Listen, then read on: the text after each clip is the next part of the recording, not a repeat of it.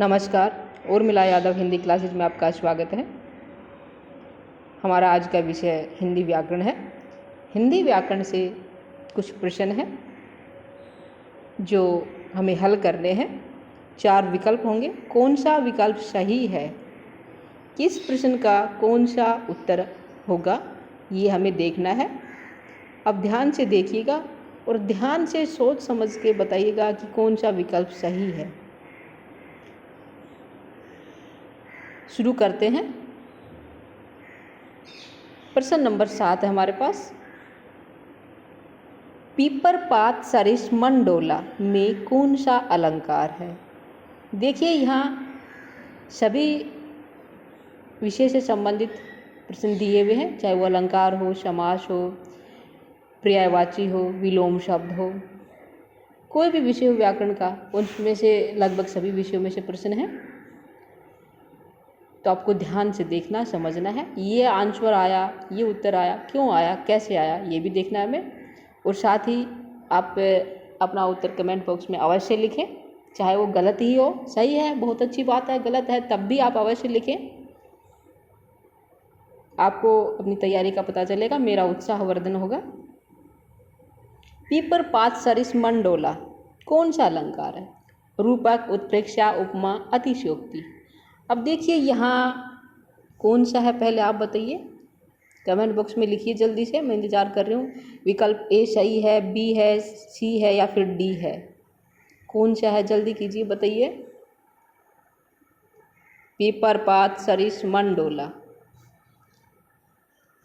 देखिए सरिस आया है, क्या आया है, सरिस, वाचक शब्द है सरिस। जहाँ सरिस आता है वाचक शब्द सी आता है, सम आता है, सी सा सम सरिस, सदर से, के समान, ये वाचक शब्द आते हैं। तो कौन सा अलंकार होता है, उपमा अलंकार होता है। ठीक है, सही उत्तर क्या होगा, उपमा सी। उषा सुनहले तीर बरसती, जय लक्ष्मी सी उदित हुई। यहाँ इस वाक्य में कौन सा अलंकार है। संदेह, मानवीकरण, दृष्टांत, विरोधाभास।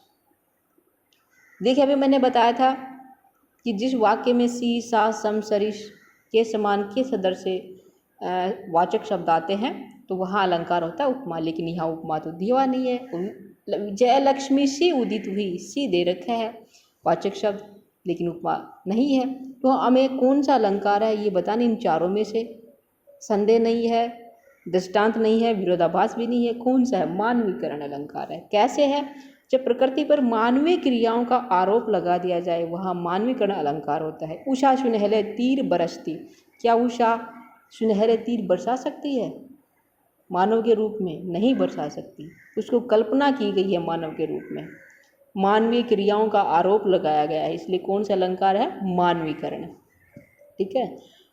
प्रत्युपकार, प्रतिदिन, प्रत्युपदेश में कौन सा उपसर्ग निहित है। वि, प्रति, नि, उ, कौन सा है, बताइए जल्दी से, इसको आप अवश्य बता सकते हैं। ए, बी, सी, डी, जल्दी से विकल्प दीजिए, क्या होगा, प्रति, बी होगा, प्रति। प्रति प्लस में उपकार क्या हो जाएगा, यण संधि है सभी में। प्रति प्लस में उपकार, प्रत्युपकार। प्रतिदिन, यहाँ क्या है, उपसर्ग है प्रतिदिन, दिन के प्रति लगा रखा है, यानी कि हर रोज। प्रत्युपदेश, यहाँ भी यण संधि है, प्रति प्लस में उपदेश, प्रत्युपदेश। ठीक है, तो कौन सा उपसर्ग हो गया, प्रति। कौन सा तत्पुरुष समास का उदाहरण नहीं है, हमें बताना कि कौन सा तत्पुरुष समास नहीं है। यज्ञवेदी, राजकुमार, आजन्म, ग्रामवासी, इन चारों में से तत्पुरुष समास नहीं है, वो बताना है कौन सा नहीं है, बता सकते हैं, जल्दी से बताइए। सी, सी कौन सा है, अव्ययभाव समास, कौन सा है, अव्ययभाव समास। ग्रामवासी, राजकुमार, यज्ञवेदी, ये तीनों ही तत्पुरुष समास है। तत्पुरुष समास वो होता है जिसमें प्रथम पद गौण होता है, दूसरा पद प्रधान होता है। इन तीनों में द्वितीय पद यानी कि दूसरा पद प्रधान है, तत्पुरुष समास है। आजन्म, जन्म पर्यंत, अव्ययभाव समास है। आ क्या है, इसमें उपसर्ग है। जिस समास में पहला पद अव्यय हो अथवा उपसर्ग हो वो क्या होता है, अव्ययभाव समास। या आ क्या है, उपसर्ग है, इसलिए कौन सा समास है, अव्ययभाव समास। अगला है कर्मधारय समास का उदाहरण कौन सा है? गगनचुंबी, पाठशाला, श्वेत पत्र, नीलकंठ। चारों में से कौन सा कर्मधारय समास का उदाहरण है? सबसे पहले देखते हैं कर्मधारय समास क्या होता है।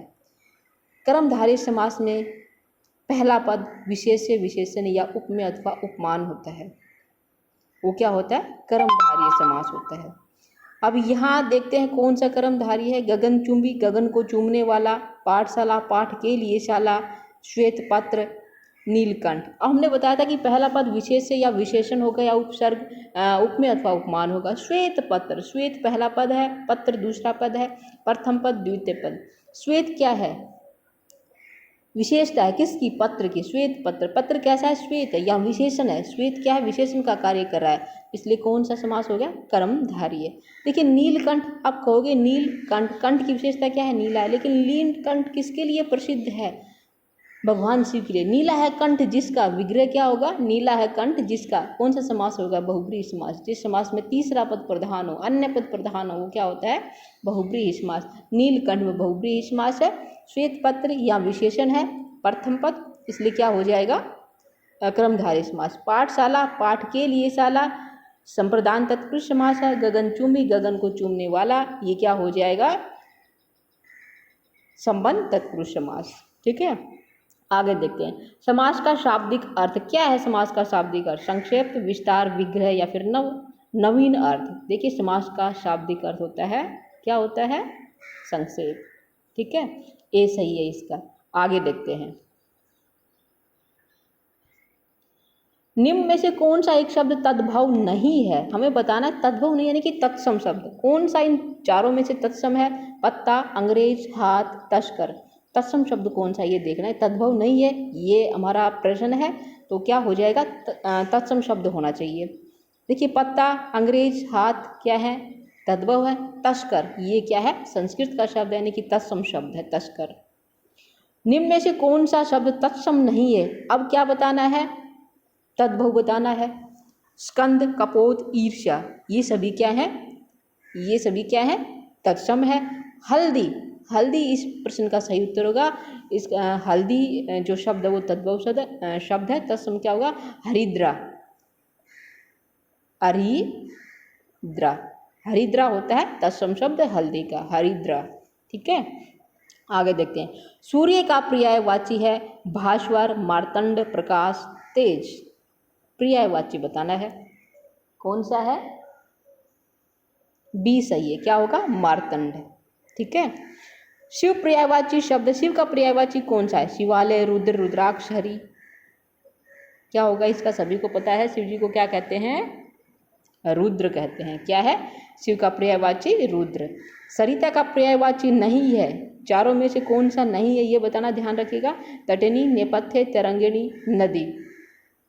जाहिर सी बात है, नेपथ्य सरिता का पर्यायवाची नहीं है। सरिता नदी, नदी को सरिता कहते हैं, तरंगिणी भी कहते हैं, तटनी भी कहते हैं। राजा शब्द का विलोम क्या होगा? यहाँ विलोम आगे मैंने पहले बताया था कि सभी विषयों से संबंधित प्रश्न है, तो आप इनको ध्यान से देख लीजिए, सभी विषय आपके कवर हो रहे हैं यहाँ पे। राजा शब्द का विलोम क्या है? रंक होता है। राजा का क्या होता है? रंक। आगे देखते हैं तिमिर शब्द का विलोम क्या है? तिमिर, तिमिर क्या होता है? अंधकार होता है। अंधकार का विलोम क्या हो जाएगा? प्रकाश। प्रकाश किसको कहते हैं? आलोक को कहते हैं। विकल्प ए सही होगा, आलोक। श्री गणेश शब्द का विलोम क्या है? श्री गणेश, इति, इतिश्री, अथ इत्यादि। अब देखिए श्री गणेश शब्द का अर्थ क्या होता है? श्री गणेश करना, आरंभ करना, और आरंभ करना हो गया तो विलोम क्या हो जाएगा? इतिश्री। इतिश्री यानी कि समाप्त करना। ठीक है, इतिश्री। पुरस्कार में कौन सी संधि है? स्वर संधि, व्यंजन संधि, विसर्ग संधि या इनमें से कोई नहीं? देखिए पुरस्कार, यहाँ संधि होगी विसर्ग संधि। क्या हो जाएगी इसकी? पूरा है प्लस में कार, विसर्ग संधि। अब देखिए इसका नियम क्या है? यदि विसर्ग से पहले ए हो या आ हो, ए हो या आ हो, और विसर्ग के बाद कैक है, पैप है में से कोई वर्ण हो, तो विसर्ग दंत्य स में परिवर्तन परिवर्तित हो जाता है। विसर्ग से पहले ए आया, जो पुर है इसका अंतिम वर्ण की ध्वनि किसकी है? ए की ध्वनि है। और जो विसर्ग के बाद क्या है? क है, नियम लागू हो गया। यहाँ क्या हो जाएगा? विसर्ग दंत से में परिवर्तन हो जाएगा, तो क्या हो जाएगा? पुरस्कार। पुर है प्लस में कार, पुरस्कार, विसर्ग संधि। अगला देखिए, अनधिकृत शब्द का संधि विग्रह क्या होगा? चारों में से कौन सा सही होगा? बी सही होगा। अन्य प्लस में अधिकृत, अन हलंत के साथ होना चाहिए, स्वर रहित होना चाहिए, स्वर सहित नहीं, तभी न में ए मिलेगा तो क्या हो जाएगा? न स्वर सहित हो जाएगा, अनधिकृत। ठीक है। अगला है, पो 12 होना मुहावरे का क्या अर्थ है? बसंत ऋतु का आगमन, भाग जाना, अत्यधिक लाभ होना, वर्ष भर काम करना। पो 12 होना, उसके तो पो 12 हो गए, क्या होगा? अत्यधिक लाभ होना। पति युक्ता स्त्री को एक शब्द में कहते हैं, क्या कहते हैं? जिसका पति जीवित हो, दंपति, जोड़ी, सधवा, पति पत्नी। पति पत्नी कहते हैं या जोड़ी कहते हैं या फिर दंपति? क्या कहते हैं? सधवा। क्या कहेंगे? सधवा। जो नभ में चलता हो के लिए शब्द कौन सा है? खेचर, खच्चर, नवोत्पन्न, नवचाती। क्या कहेंगे? खेचर। विकल्प ए सही होगा, खेचर। ये थे आज के 25 प्रश्न। उम्मीद करती हूँ आप सभी को अच्छे से समझ में आए होंगे और अच्छे भी लगे होंगे। यदि अच्छे लगे हैं, समझ में आए हैं, तो वीडियो को लाइक करें, शेयर करें, चैनल पर नए तो सब्सक्राइब भी करें, ताकि मेरा उत्साहवर्धन हो और इसी तरह के प्रश्न मैं आपके लिए लेके आती रहूँ, आपका ज्ञान वर्धन करती रहूँ। वीडियो को देखने के लिए आपका धन्यवाद। फिर मिलेंगे अगली क्लास में नए विषय के साथ, नए प्रश्नों के साथ। धन्यवाद, नमस्कार।